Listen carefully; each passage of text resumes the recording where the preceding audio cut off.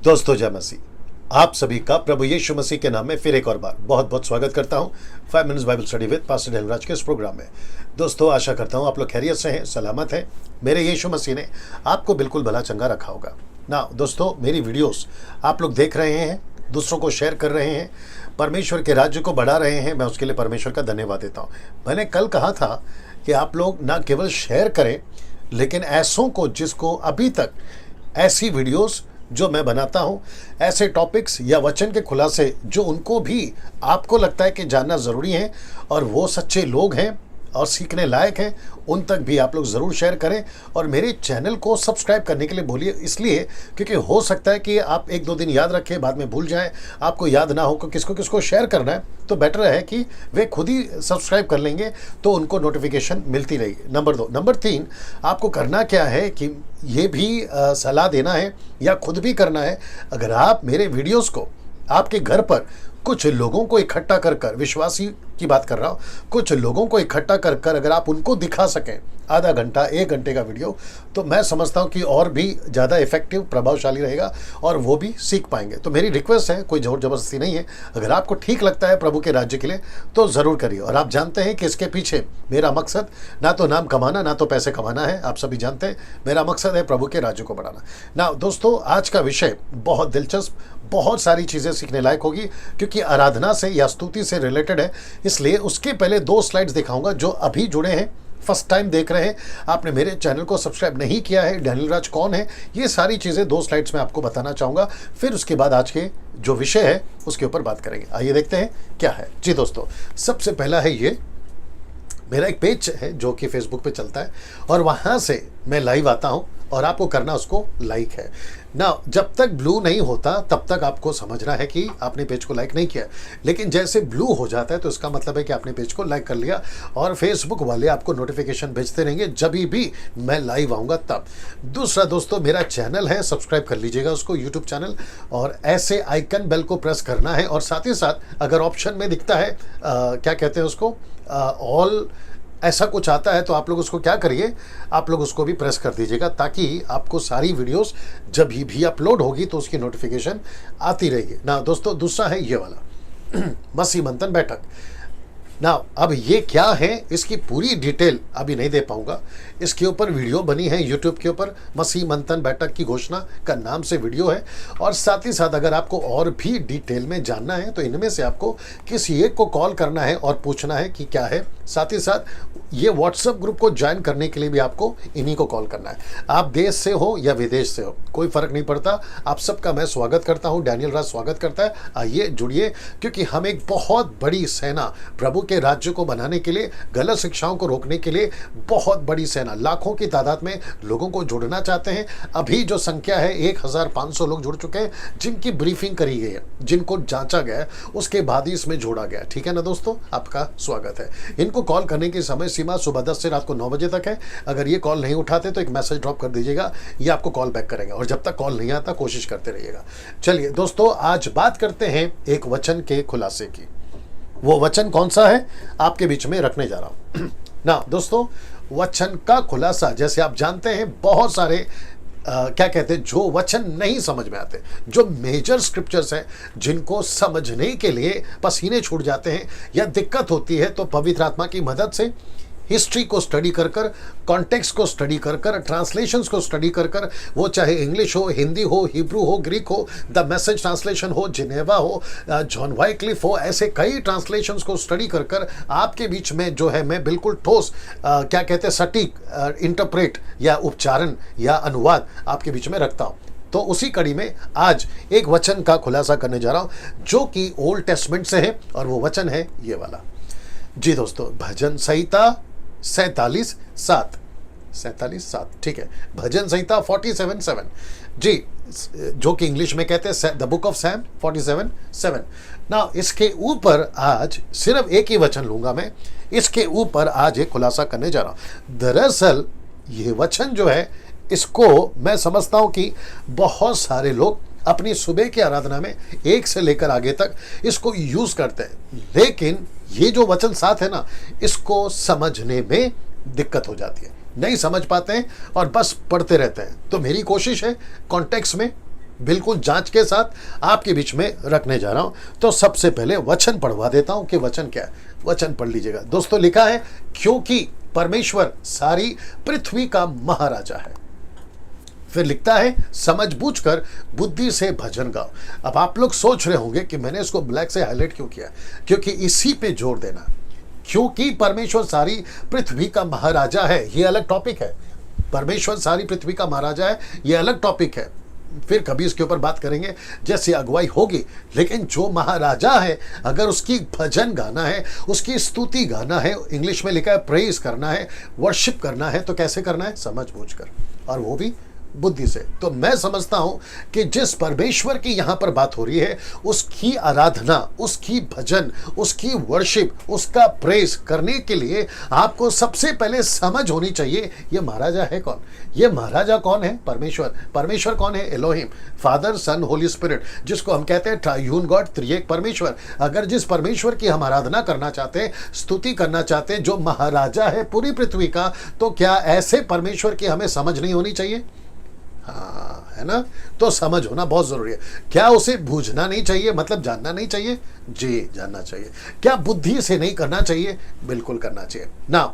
जो मुझे जानते हैं, खैर उनको तो बोलने की जरूरत नहीं है, लेकिन जो मुझे नहीं जानते उनको बता दूं कि जिस शख्स की आवाज या जो डैनियल राज की टीचिंग आप सुन रहे हैं, वो खुद कम से कम 20 साल, मैं समझता हूं कि हजारों गीत गा चुका है, लोगों के बीच में जा चुका है। वर्शिप के मामले में मेरी पूरी वीडियो आप लोग YouTube पे देख सकते हैं। तो ऐसा व्यक्ति जो खुद इस फील्ड में था, मैं वापस कह रहा हूं था, मेरा था से मतलब है आराधना खत्म नहीं कर दी, बंद नहीं कर दी, मेरा वो व्यक्तिगत मामला है और वो चलती रहती है। लेकिन कॉन्सर्ट करना, ओपन प्रोग्राम्स करना, क्रूसेड्स करना, क्या कहते हैं, टीम को ले जाना या फिर वर्शिप बैंड को ले जाना, ऐसी सारी चीजें मैंने बंद कर दी। उसके पीछे कई वजह है, वीडियो बना चुका हूं, लेकिन उसी कड़ी में आज ये जोड़ रहा हूं। तो जिसको आप सुन रहे हैं वो खुद ये कर चुका है। स्तुति के खिलाफ नहीं हूं, आराधना के खिलाफ नहीं हूं, क्योंकि वो तो हर विश्वासी का कर्तव्य है, वो तो करना ही है। लेकिन क्यों लिखा है, लेखक ने क्यों लिखा है कि समझना है, बूझना है, बुद्धि से करना है, तो इसका मतलब है कुछ तो गड़बड़ हो रहा है, जिसके चलते लेखक ने ऐसा लिखा। और मुझे भी यही महसूस हो रहा है आज मसीह समाज में, जिसको मैं मसीह मार्केट कहता हूं, मसीह समाज में बहुत सारे लड़के लड़कियां, बहुत सारे यूथ, बहुत सारा डिनोमिनेशन, बहुत सारे चर्चेस, बहुत सारे ग्रुप्स, आजकल मैं समझता हूं कि लॉट समझते होंगे, बड़ी तादाद में भजन करने वाले, स्तुति करने वाले, आराधना करने वाले वर्शिप बैंड बना कर रहे हैं, लेकिन समझ नहीं है। सबकी बात नहीं कर रहा हूं, 90% लोग गड़बड़ कर रहे हैं, 10% लोग अच्छे हैं। समझ नहीं है, बुद्धि नहीं है, बूझकर नहीं है। ऐसे लोगों को ये वचन आप सभी के बीच में पहुंचाने की कोशिश कर रहा हूं ना। दोस्तों, अभी इसी का इंग्लिश वर्जन, फिर उसके बाद में रखूंगा हिब्रू वर्जन, ठीक है ना। तो NKJV, इसका मतलब है न्यू किंग जेम्स वर्जन, कहता है, for God is the king of all, the God is the king of all the earth, sing praises with understanding। मैं वापस पढ़ देता हूं, for God is the king of all the earth, sing praises with understanding। ये जो black में highlight किया है, इसका मतलब यह है दोस्तों कि यहां पे परमेश्वर मुझको और आपको बताना चाह रहा है, जैसे मैंने हिंदी में रखा कि अंडरस्टैंडिंग, समझ के साथ, बूझ कर, बुद्धि से परमेश्वर की प्रेजेस करो, परमेश्वर की स्तुति गाओ, परमेश्वर का भजन गाओ। तो ऐसा क्यों लिखा है अंडरस्टैंडिंग? जी, अब इसी का ट्रांसलेशन हिब्रू, ये देखिए आपके बिल्कुल ठीक स्क्रीन के ऊपर आ गया। लिखा है, for the king of all the earth God is sing praises with understanding. मैं रिपीट कर देता हूं, for the king of all the earth God is sing praises with understanding। ये देखिए, और ये रहा उसका हिब्रू ट्रांसलेशन, और जो उसका स्ट्रॉन्ग्स है 7919, आप गूगल पे चेक करिए, आपको मिल जाएगा। और इसका मतलब यही होता है जो यहाँ पे लिखा है, और जो इंग्लिश में इसका ट्रांसलेशन भी आ गया। नाउ अब ये कंफ्यूजन या ये दुविधा खत्म हो गई कि इसका असली मतलब क्या है। इसका मतलब है अंडरस्टैंडिंग।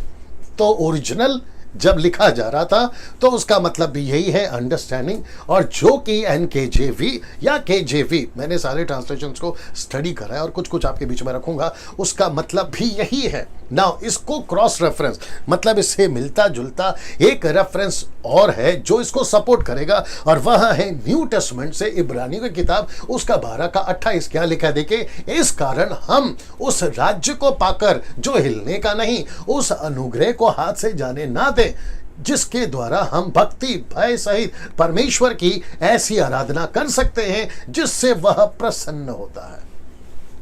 जी, ये जो लाइन है ना, इसको भी समझिए क्या लिखा है, जिसके द्वारा हम भक्ति, फिर लिखा है भय सहित परमेश्वर की ऐसी आराधना कर सकते हैं जिससे वह प्रसन्न होता है। तो ये जिसको कहते हैं ना टर्म्स एंड कंडीशन, ये क्यों है?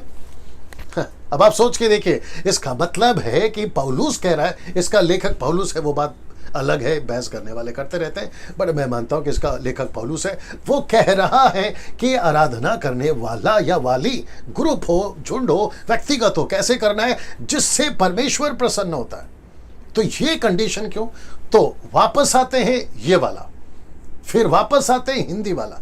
तो ये जो वचन है खास कर करके स्तुति आराधना के विषय में, ऐसा क्यों लिखा है कि समझ बूझकर बुद्धि से, ये क्यों है? फिर ये लिखने वाला पौलुस भी कहता है कि जिससे परमेश्वर प्रसन्न होता है ऐसी आराधना करें। ना इसी का ट्रांसलेशन जो कि इंग्लिश में है, और मैंने लिया है सबसे पहला केजेवी किंग जेम वर्जन, फिर उसके बाद में एनआईवी न्यू इंटरनेशनल वर्जन, फिर उसके बाद में एनएलटी जो कि न्यू लिविंग ट्रांसलेशन, फिर उसके बाद में ईएसवी इंग्लिश स्टैंडर्ड वर्जन।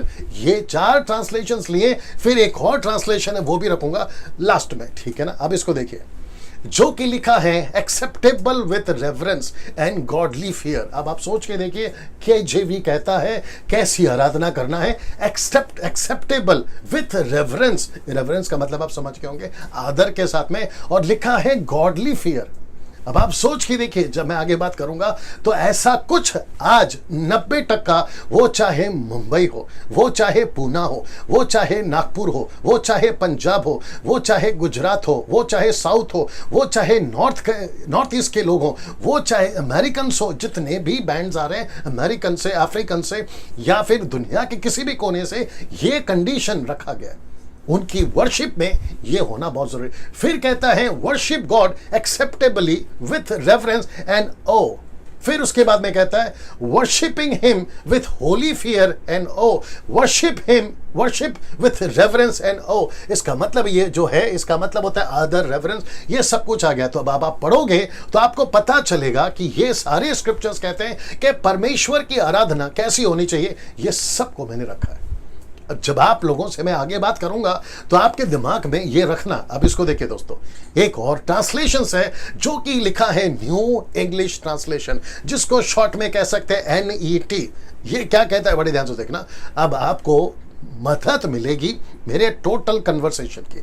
वह है, ये लिखा है for God is king of the whole earth. अब देखो इसको, जो कि ब्लैक में हाईलाइट किया है, लिखा है सिंग a well writing song, well writing song मतलब कैसे गाना गाना है जिसको ठीक से लिखा गया। मैं रिपीट कर देता हूं, sing a well written song, well written मतलब ठीक से लिखा हुआ। मेरा प्रश्न है, क्या अभी आज की तारीख में ऐसा कुछ जांच होती है?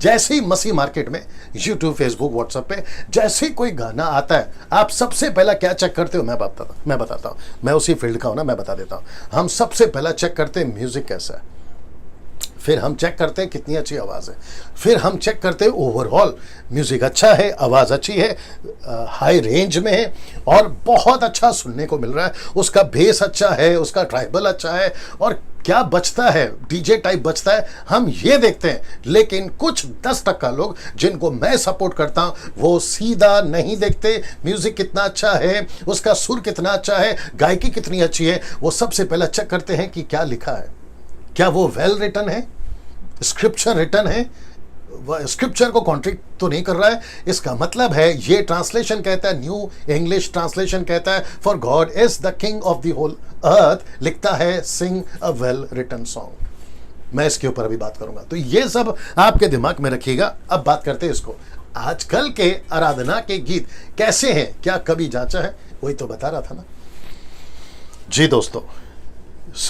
इसका मतलब है कि अभी जब आप मुझे सुन रहे हैं, आपकी जहन में, आपके क्या कहते हैं अंतरात्मा में अब एक प्रकार की खलबली मची होगी कि पास्टर डैनियल, हमने कभी ऐसा नहीं सोचा, ना पास्टर ने सिखाया, ना किसी वर्शिपर ने सिखाया। हमको तो ये सिखाया कि जैसा है गाते जाओ, क्यों? परमेश्वर के लिए गा रहे हैं। जैसा है करते जाओ, क्यों? परमेश्वर के लिए कर रहे हैं। तो फिर अगर ऐसा होता तो फिर भजन लिखने वाला 47 में ये क्यों लिखता कि परमेश्वर पूरी पृथ्वी का महाराजा है, समझ बूझ कर बुद्धि से गाओ? ये कंडीशन क्यों? फिर मैं खुद भी इसके ऊपर वीडियो नहीं बनाता अगर भजन संहिता 47 नहीं होता, अगर इब्रानियों किताब उसका 12 नहीं होता, तो मैं भी वीडियो नहीं बनाता। हम सब तो एक्सेप्ट कर लेते, जैसा आ रहा है आने दो, जैसा चल रहा है चलने दो। मैं कुछ पॉइंट्स रखूंगा, आपके ऊपर है, आप इसको कैसा देखते हो ये आपके ऊपर है ना। सबसे पहले दोस्तों इसको देख लो कि जिसको देखो आजकल वर्शिपर बन रहा है।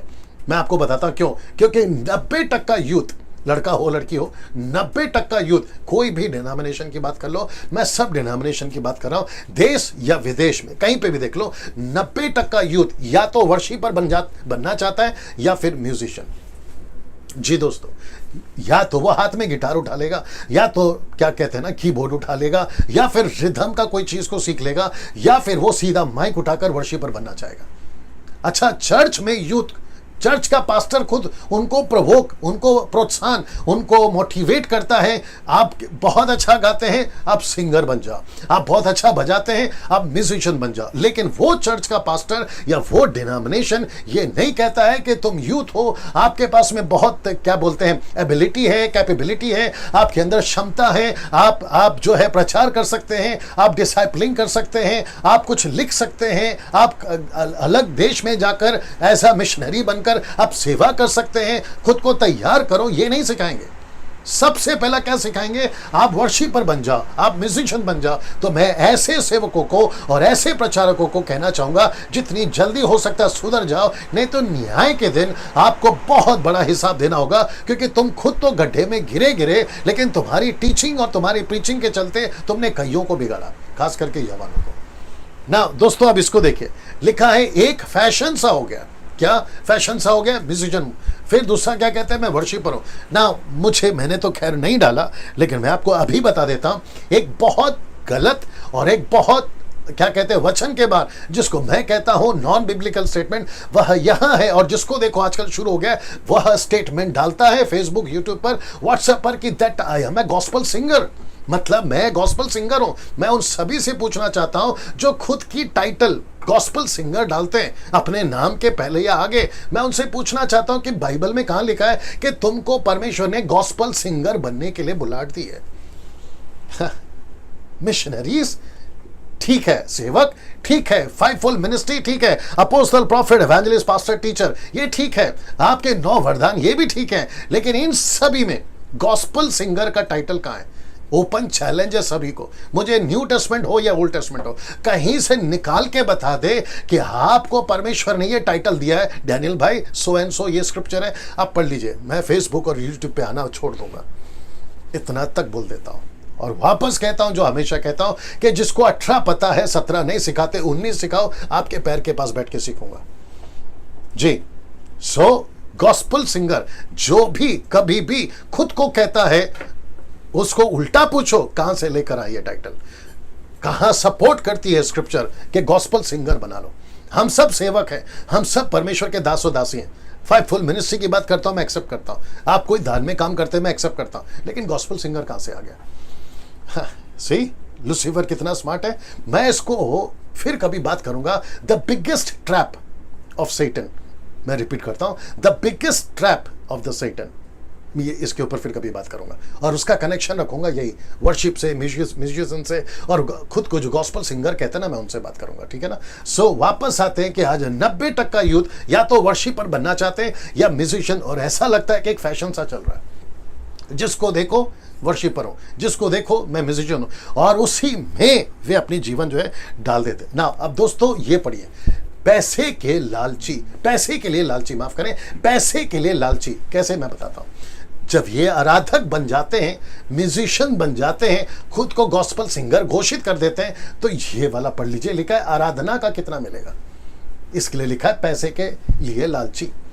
जब कोई वर्शिप के लिए जाता है, जब उनको कॉल आता है किसी पास्टर का या किसी संस्था का, ऑर्गेनाइजेशन का या डिनोमिनेशन का, या फिर कोई मीटिंग करना चाहता है, वो वर्शिप कराना चाहता है XYZ, उनको कॉल करते हैं और कहते हैं कि आप वर्शिप के लिए आइए, आप कितना लेंगे। या तो वो पूछता है या तो ये खुद कहते हैं कि 25,000, 50,000, 1 लाख, 1.5 लाख, और जब तक आप पैसा नहीं दोगे हम आपकी मीटिंग में नहीं आएंगे। सपोज अगर दे भी दिया, जैसे होटल पहुंचते हैं सबसे पहले पूछते हैं आपने इतना दिया है, अब आपका पूरा पेमेंट जो है अकाउंट में डाल दीजिए, तब जाकर हम स्टेज चढ़ेंगे। अब आप बताइए इनको मैं क्या नाम दूं? यही नाम नहीं दूं? पैसे के लिए लालची। अब प्रश्न उठता है कि पास्टर डैनियल, क्या आप आलोचना कर रहे हैं? जी नहीं। क्या आप जजमेंटल हैं? जी नहीं। आप न्याय कर रहे हैं? जी नहीं। फिर मैं क्या कर रहा हूं? व्यूअर्स, आप लोग सोचिए डैनियल राज क्या कर रहा है? आपको खबरदार कर रहा हूं, आपको अवेयर कर रहा हूं, आपको जागरूक कर रहा हूं आपको जागरूक कर रहा हूं। मैं इसके ऊपर वीडियो बनाऊंगा कि जज करना क्या होता है, दोष लगाना क्या होता है, और डिसन करना क्या होता है, खबरदार करना क्या होता है। इसमें सब में अंतर है। आंख बंद करके बाइबल मत पढ़ा करो और आंख बंद करके कुछ भी मत बोला करो, ठीक है ना। सो वापस कहते हैं पैसे के लिए लालची, आराधना का कितना मिलेगा, फिर म्यूजिक का कितना मिलेगा। मतलब अगर मैं ढोलक बजाता हूं, मैं पैड बजाता हूं, कीबोर्ड बजाता हूं, गिटार बजाता हूं, आपके गाने को सपोर्ट करता हूं म्यूजिक के माध्यम से, तो मुझे कितना मिलेगा। तो इनका भी रेट चलता है और इनका भी रेट चलता है। अब आप सोच के देखिए, इन सब का अपना अपना रेट है, तो इनको नाम क्या दें? पैसे के लिए लालची। तो क्या बाइबल सपोर्ट करती है? अच्छा, कुछ लोग कहते हैं अगर हम गायक हैं, अगर हम म्यूजिक हैं, तो हमारी रोजी रोटी कैसे चलेगी। तो मैं पहला पूछना चाहता हूं, तेरे को बोला किसने? म्यूजिक बजाने के लिए, गाना गायक बनकर घूमने के लिए तुझे सबसे पहली बात बोला किसने? तेरी सेवा ये है ही नहीं। अच्छा, कुछ लोग कहते हैं कि यीशु मसीह ने 5 जो एग्जाम्पल देते ना, किसी को 5, किसी को 2, किसी को 1, तो कहते हैं कि वो टैलेंट है, वो मिनिस्ट्री है। तो कॉन्टेक्स्ट को पढ़ो, मिनिस्ट्री को समझो। यीशु मसीह वहां पर क्या बात कर रहे हैं? स्वर्ग का राज्य निकट आने वाला है, उसी के चलते यीशु ने एक एग्जाम्पल दिया था। लूका की किताब 19वां अध्याय वचन 11 से वो एक एग्जाम्पल है, क्योंकि वहां के लोग कह रहे थे कि स्वर्ग का राज्य निकट आ गया है। तो यीशु कह रहा है कि स्वर्ग का राज्य में काम करने के लिए, कौन सा काम करने के लिए? मत्ती 28 का 18, मरकुस 16 का 15, लूका की किताब 24 का 45, यूहन्ना की किताब उसका 20 का 21, प्रेरितों की किताब उसका 1:8, वो सेवा की बात कर रहा है। तो किसी को 5 तरीके से, किसी को 2 तरीके से, किसी को 1 तरीके से। लेकिन अगर कोई कहेगा मेरे में टैलेंट है, मैं बहुत अच्छा गा लेता हूं, बजा लेता हूं, तो फिर आपका सोनू निगम, तो अरिजीत और कुमार और ये जितने भी प्लेबैक सिंगर हैं, उनके पास में तो भरमार है टैलेंट की। तो परमेश्वर उनको क्यों नहीं चुन लेता? आपको क्यों चुना बताइए? उनको नहीं चुना ताकि वो गाना गाते बैठेंगे, आपको चुना ताकि आप परमेश्वर की सेवा करो। मैं गाने के खिलाफ नहीं हूं, मैं म्यूजिक के खिलाफ नहीं हूं, ये भी बता दो, लेकिन कहां क्या यूज होना है ये इंपॉर्टेंट है। कहां क्या यूज होना है ये इंपॉर्टेंट है। आप क्या करते पता है? पूरा होल एंड सोल आप इसी को बनाते। एक छोटा एग्जांपल आ रहा है, आपके बीच में रखना चाहूंगा, बहुत ध्यान से सुनना। देखिए, अक्सर हम लोग बर्थडे में, एनिवर्सरी में, या फिर कोई भी फंक्शन में केक काटते हैं, केक लाते हैं, और केक केक केक केक, ठीक है ना। बड़े ध्यान से सुना। आप केक बनता किससे किससे? सबसे पहला केक बनता है आपका अंडा से, फिर उसमें आता है आपका शुगर, फिर उसके अंदर आता है किसी प्रकार का कोई आटा, नाम याद नहीं आ रहा है। ये सब मिलाकर फिर आप उसको मिक्स करते हो, फिर आप उसको ओवन में डालते हो, तब जाकर वो केक बनता है। अब आप सोच के देखिए, यार नमक भी मिलता है शायद उसके अंदर। अब आप सोच के देखिए, और क्या मिलता है, मदद करो। कौन सा पाउडर है वो? कौन सा पाउडर? Cocoa powder. जी, अब आप सोचिए, मैं आपके सामने सिर्फ नमक रखूं, या सिर्फ शक्कर रखूं, या सिर्फ कोको पाउडर रखूं, या फिर सिर्फ क्या कहते हैं उसको, अंडा रखूं, और मैं कहूं कि ये है केक, एक एक करके रखूं और आपस में नहीं मिलाऊं और उसका केक नहीं बनाऊं, तो आप क्या बोलोगे? ये केक है? बिल्कुल है। आप कहोगे ये शक्कर है, ये नमक है, ये अंडा है, ये कोको पाउडर है, ये अलाना है, ये फलाना है। लेकिन वो आपस में जब मिलते हैं, फिर उसके बाद में उसको ओवन में डाला जाता है, फिर उसके बाद में वो केक बनता है। ये सब अलग अलग है, ये सब अलग अलग है। लेकिन कुछ लोग क्या कहते हैं मालूम है? यही है केक, यही है केक। समझ में आ रहा है? ये केक नहीं है सर, ये मिनिस्ट्री का हिस्सा है। ये जैसे नमक, शक्कर, अंडा केक का हिस्सा है ना, वैसे ही वर्शिप मिनिस्ट्री का हिस्सा है, म्यूजिक मिनिस्ट्री का हिस्सा है, लेकिन कुछ लोगों ने वर्शिप को ही पूरी मिनिस्ट्री बना दी, म्यूजिक को ही पूरी मिनिस्ट्री बना दी, और डंकी की चोट में बिना किसी विवेक को जगाए, बिना किसी जमीर को जगाए कहते हैं मैं पूरी जिंदगी ये करता जाऊंगा। बीच में कुछ मूर्ख टाइप के लोग, जिनको मैं बेवकूफ भी बोलूंगा, फेसबुक पे डाल रहे थे और कह रहे थे बड़ी शान से I have born for worship, I have born for music. हद हो गई यार, कहां से उठा के लेकर आए तुम लोग? Can you believe this? क्या कहते हैं? I have born for worship, मैं पैदा ही वर्शिप के लिए हूं, मैं पैदा ही म्यूजिक के लिए हूं। अब उनको कौन पूछे, एक रेफरेंस निकाल के बताइए कहां से लिखा है, नहीं बता पाएंगे।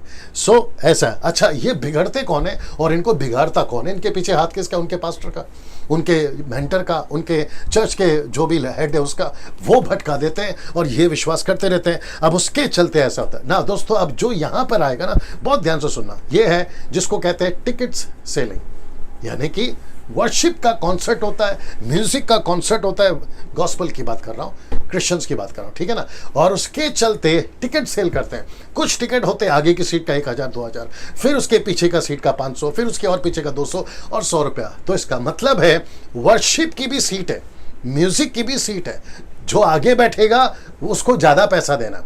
और मूर्ख लोग टिकट खरीदते भी हैं। अब गुस्सा आ रहा होगा जो खरीदते हैं, कोई फर्क नहीं पड़ता, ठीक है ना, सच तो सच है।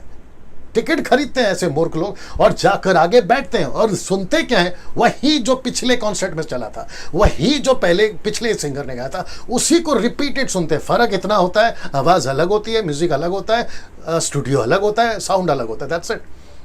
वही चल रहा होता है। अब आप सोच के देखिए ये सब क्यों कर रहे हैं? पैसे के लालची। अब इसको देखो, दूसरा लिखा है प्रभु का डर बिल्कुल नहीं। मैं आपको बताता हूं कैसे। वर्शिपर की बात कर रहा हूं, जो समझ बूझ कर बात करने की, वर्शिप की बात हो रही है। वापस कहता हूं, वर्शिप के खिलाफ डैनियल राज नहीं है, म्यूजिक के खिलाफ डैनियल राज नहीं है, लेकिन पूरा सब कुछ यही बनाकर जो चलते हैं ना और उल्टे सीधे काम करते हैं, पैसे के लालची। अब ये आ गया, जिनको बिल्कुल डर नहीं है, मैं उनके खिलाफ हूं। सबसे पहला, गर्लफ्रेंड बॉयफ्रेंड कॉमन हो गया। मतलब वर्शिप लीडर का गर्लफ्रेंड बॉयफ्रेंड होना कंपलसरी है। म्यूजिशियंस के गर्लफ्रेंड बॉयफ्रेंड होना कंपलसरी है। अगर लड़का लड़की है तो उसका बॉयफ्रेंड होगा, अगर लड़का है तो उसकी गर्लफ्रेंड पक्का होगी। गिटारिस्ट का, म्यूजिशियंस का, गॉस्पल सिंगर का। अब इसमें सब ऐसे नहीं है, 10% अच्छे भी लोग हैं, वो बात अलग है, लेकिन लाइन में तो उसी के हैं, ठीक है ना। दूसरा, इसको देखिए, फिल्मी सॉन्ग्स उनके मोबाइल पे आपको 90% नहीं 100% मिल जाएगा। थिएटर्स पक्का जाएंगे, थिएटर्स पक्का जाएंगे। चाहे तो ऐसा किसी रैंडमली किसी को कॉल कर लो, या किसी को फोन करके, या किसी को पूछ लो व्यक्तिगत जाकर, क्या तुम्हारे फोन में पिक्चर के गाने हैं? मैं आपको डंके की चोट पे कहता हूं, वो ना नहीं कहेगा, वो पक्का कहेगा। मैं अरिजीत को सुनता, 2-3 को तो मैंने खुद कॉल किया था बीच में। मैंने उसको पूछा क्या तुम पिक्चर के गाने सुनते हो? तो आपको जानकर शौक होगा, वो सिंगर बहुत फेमस है पूरे भारत में, पूरे भारत में फेमस है वो। उसके गाने अभी भी चलते हैं मसीह कलीसिया में। वो व्यक्ति कहता है मैं अरिजीत को कॉपी करता, Arijit Singh. Can you believe that? तो अब आप सोच के देखिए, ऐसा वर्शिपर जो अरिजीत सिंह को सुनता है और संडे सैटरडे को खड़ा होकर प्रभु की आराधना करता है और गाने में कहता है कि परमेश्वर पवित्र है। अब आप सोच के देखिए क्या मूर्खता है। थिएटर्स पक्का जाएंगे, थिएटर्स पक्का जाएंगे, थिएटर्स पक्का जाएंगे। वो चाहे साउथ की पिक्चर हो, महाराष्ट्री पिक्चर हो, या फिर हॉलीवुड बॉलीवुड, पक्का जाएंगे। ऐसे लोग हैं, इसलिए प्रभु का डर बिल्कुल नहीं। फिर झगड़ा, गालियां, घमंड। झगड़े से मेरा मतलब है मुझे माइक कब मिलेगा, मेरा टर्न कब आएगा, पास्टर मुझे कभी माइक देता नहीं है, मेरे को पीछे रखता है, मेरे को आगे कब रखेगा, ये एक झगड़ा। गालियों से मेरा मतलब है जब उनको कोई पैसे नहीं देता, गालियों तक आ जाते हैं। Can you believe that? गालियों तक आ जाता है। और घमंड किस बात का है? मेरे जैसा कोई नहीं बजा सकता, मेरे जैसा कोई नहीं गा सकता, मेरा पिच सबसे ऊंचा है, मेरी आवाज सबसे सुरीली है, और मैं सबसे बेहतर हूं, लड़का हो या लड़की हो। ये भी उनके बीच में चलता है। अब इसको देखिए, खुले सांड की तरह किसी की नहीं सुनते। खुले सांड का मतलब है अपने पास्टर के अधीन नहीं रहते। जैसे ही उनको फेमस मिल जाता है, फेम मिल जाता है, माफ करें, जैसे ही उनके गाने हिट हो जाते हैं, जैसे ही उनकी म्यूजिक हिट हो जाती है, जैसे ही उनको 4 लोग कहना शुरू कर देते हैं, अरे ब्रदर आपको तो गॉस्पल सिंगर है, आपके ऊपर प्रभु का अभिषेक है, आपके ऊपर प्रभु का हाथ है, आपके गाने से मुझे ये आशीष मिली, वो आशीष मिली। जैसे ही ये मिलता है ना, ये खुले सांड हो जाता है, ये खुले सांड हो जाता है, खुले सांड हो जाता है। और किसी की नहीं सुनते, उनके पास्टर की नहीं सुनते, पास्टर के अधीन नहीं रहते, चर्च के अधीन नहीं रहते। पास्टर बेचारा वेट कर रहा होता है कि संडे के दिन उसकी जिम्मेदारी है कि वो आकर चर्च में वर्शिप करे, लेकिन वो बंदा संडे के दिन कहीं और देश में जाकर किसी और चर्च में गाना गाते हुए मिलता है। और वो इसलिए करता है, बड़े ध्यान से सुनना, वो इसलिए करता है क्योंकि वहां से उसको पैसे मिलते हैं, पैकेट मिलते हैं, उनको होटल दिया जाता है, उनको फ्लाइट का टिकट दिया जाता है। अच्छा, फ्लाइट का टिकट से याद आया, ऐसे कुछ सिंगर्स को मैं जानता हूं, भारत से हैं, नाम नहीं लूंगा, ऐसे कुछ सिंगर्स हैं, जब उनको कॉल आता है तो कहते हैं कि सर जब तक फ्लाइट टिकट नहीं करोगे, और फ्लाइट टिकट कौन सा, इकोनॉमिक नहीं, बिजनेस क्लास।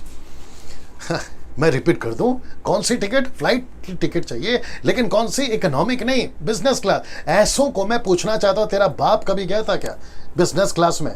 तुम डिमांड कर रहे हो। अच्छा, पैसा किसका है, प्रभु का, गायकी किसकी है, प्रभु की, तुम खुद किसके हो, प्रभु के, वर्शिप किसकी कर रहे हो, प्रभु के, तो फिर तुम्हारा डिमांड क्यों, मुझे इकोनॉमिक नहीं चाहिए, बिजनेस चाहिए? ऐसे सिंगर्स के ऊपर मुझे गुस्सा इसलिए है क्योंकि मुझे खुद को पता है कि उनकी शुरुआत क्या है। मैं ऐसों को जानता हूं, मैंने आपको कहा ना 20 साल ऐसों के बीच में रह चुका हूं ना।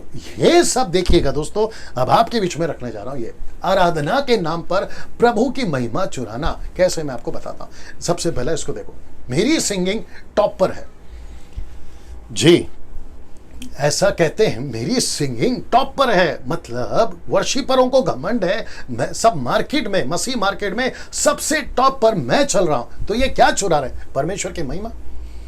अच्छा, अब इसको देखो, मेरा गाना कितना अच्छा है।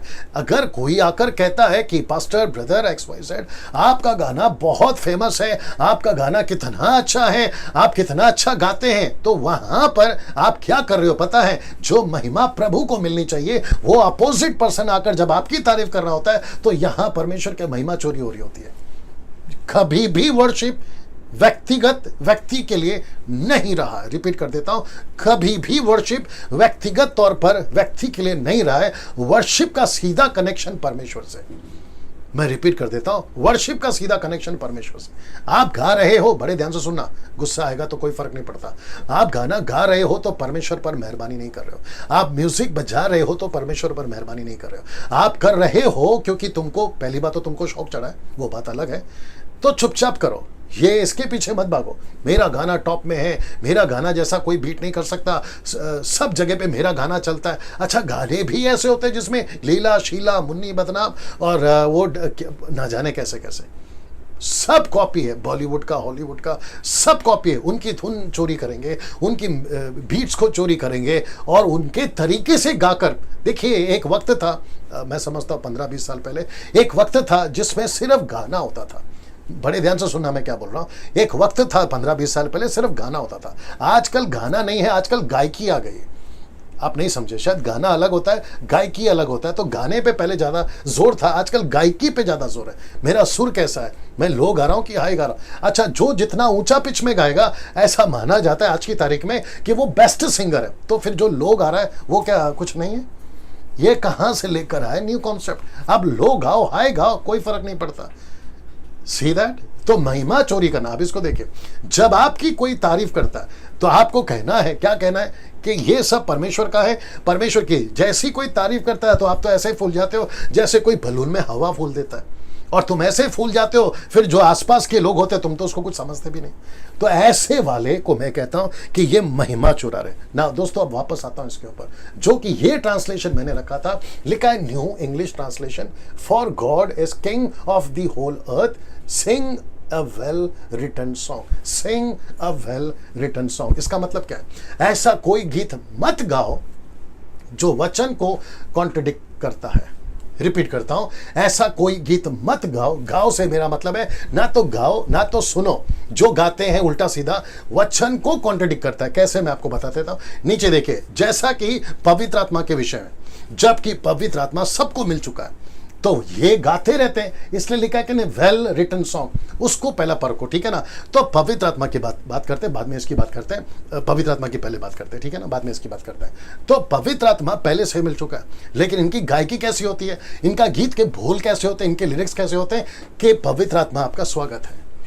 हाँ, चर्च में एक विश्वासी जिसके अंदर पहले से पवित्र आत्मा है, जो गा रहा है उसके अंदर भी पवित्र आत्मा है अकॉर्डिंग टू द स्क्रिप्चर, लेकिन क्योंकि धुन बहुत अच्छा है, फिर से आग बरसा दे, उतरा उतरा रूहे पाक खुदावंद, तो ऐसे गीत जो कि वचन को कॉन्ट्रडिक्ट करता है, इसलिए लिखा कि वेल रिटन सॉन्ग।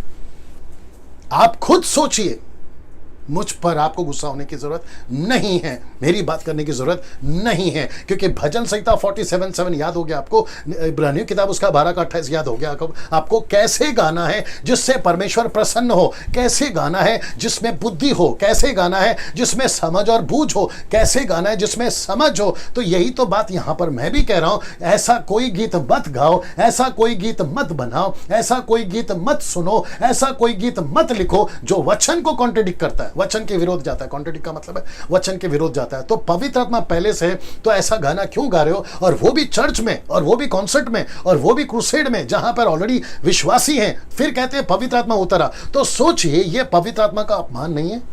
सोच के देखिए, मेहमान घर पर आकर बैठा है और मेहमान के सामने पूछ रहे हो कि मेहमान कब आएगा, तो वो मेहमान कहेगा फिर मैं कौन हूं?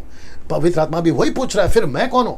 अच्छा, इसको देखो, उद्धार ऑलरेडी हो चुका होता है, फिर कहते हैं मेरा उद्धार हो जाए। ना जाने कितने गाने बने, पाप क्षमा, मेरे पाप क्षमा कर दे, फिर से तेरा लहू मेरे ऊपर आने दे, पाक है तेरा लहू, ना जाने कैसे कैसे गाने, मैं तो सुनता भी नहीं हूं, इनको बात अलग है।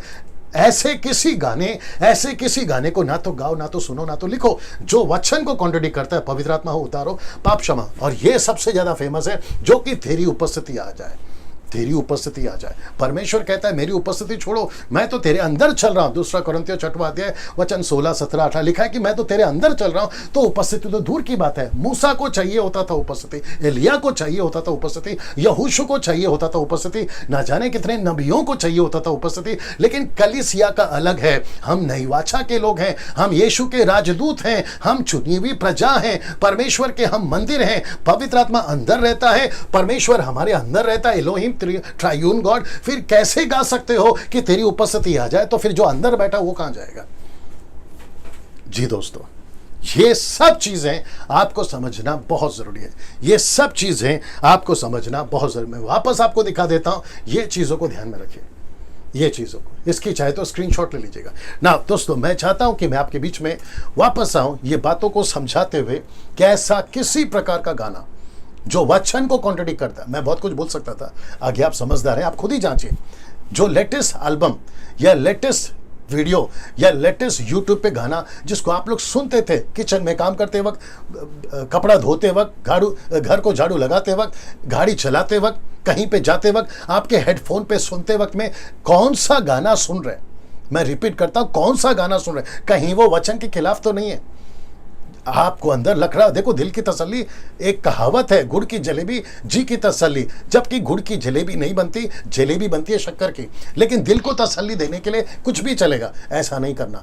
आप पृथ्वी पे क्या करते हो मुझे उससे कोई लेने देने नहीं, लेकिन बात है परमेश्वर की। इसलिए लिखा ना, समझ बूझ कर बुद्धि से परमेश्वर, विथ अंडरस्टैंडिंग, विथ अंडरस्टैंडिंग। मैं आप सभी से पूछ रहा हूं, अगर कोई वर्शिपर, मैं और एक रिक्वेस्ट कर देता हूं, मैं चाहता हूं कि जो भी अभी सुन रहा है, आपके चर्च के वर्शिप लीडर को यह वीडियो भेजो और उसको कहो, जबरदस्ती कहो।